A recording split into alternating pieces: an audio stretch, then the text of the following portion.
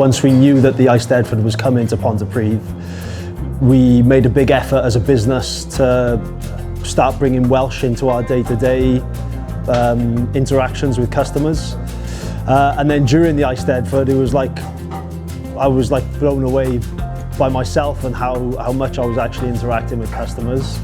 Yeah, we've had more Welsh speakers coming in. Sometimes there'll be 2 or 3 tables in here and all of them will be speaking Welsh at the same time.